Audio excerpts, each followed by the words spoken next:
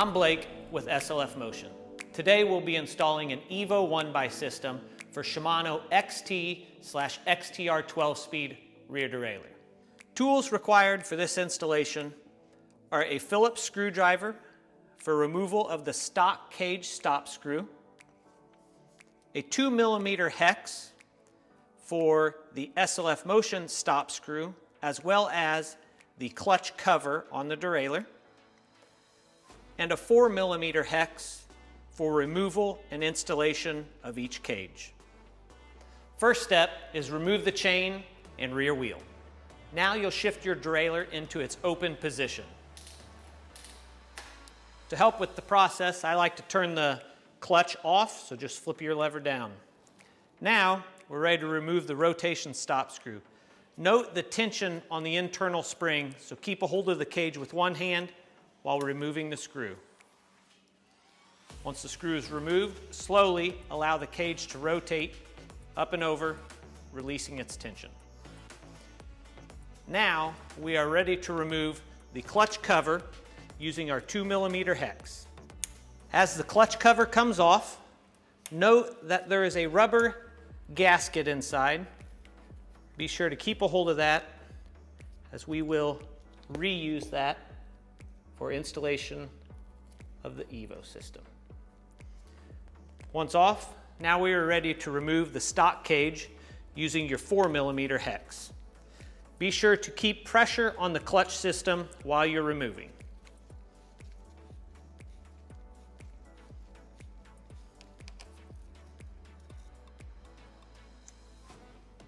With the stock cage removed on your XTR derailleur, we are now ready to prep your EVO system. We will use the stock spring and stock plastic dust cover, as well as this silver metal washer. This washer is critical. Make sure you use it. If you don't, your system will bind and it ain't gonna work. Install that first, and we'll slide the spring and the dust cover on. We are ready to put it on the bike. Worth noting, make sure you haven't lost the rubber gasket. That is critical as well. With the stock cage removed from your XT rear derailleur, we are ready to prep your EVO system for installation. XT uses this unique washer provided with each system. You will install it onto your EVO system like so. Now we will remove and use the stock spring and stock dust cover, as well as this silver metal washer. This little washer is critical. Without using this, it's not gonna work. It's gonna bind, just ain't gonna work. Be sure you use both washers as shown.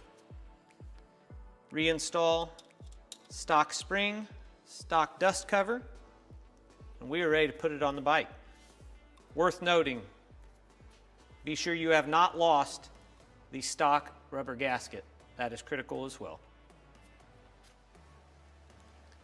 With your EVO system prepped and ready, we are now ready to install it onto the derailleur.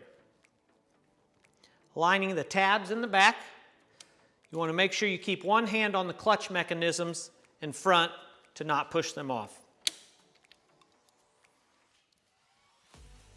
Next, you will take your 4mm hex and install your SLF system. We are now ready to reinstall the clutch cover. We're going to reuse the rubber gasket. Just make sure you orient it correctly so it can sit in the groove of the derailleur. Like so. Now we will take our 2mm hex and reinstall the cover.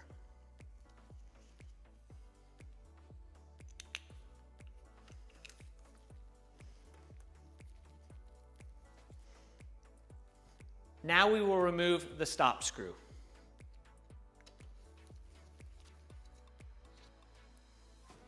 Please pay close attention to this next step, as it is critical.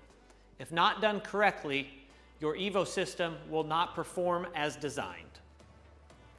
To create tension on the spring inside the derailleur, we need to rotate the cage up, backwards, and down until you are able to reinstall the stop screw. With the rear wheel installed, it is now time to also install the chain. Your stock chain length with your stock cage is likely the right length to be used with your new EVO cage. If by chance it's too short and you need to install a new uncut chain, just adjust accordingly. And if you're not comfortable doing so, take it to your local bike shop and they'll help you out. Just a few more steps to get your EVO system set up and riding. First, you will need to readjust your B screw, your high limit screw, and your low limit screw. And most importantly, you will need to readjust your trim. Just wanted to say thanks to my lovely wife Abby for letting us use her beautiful specialized stump jumper here. And now for my favorite part of every installation.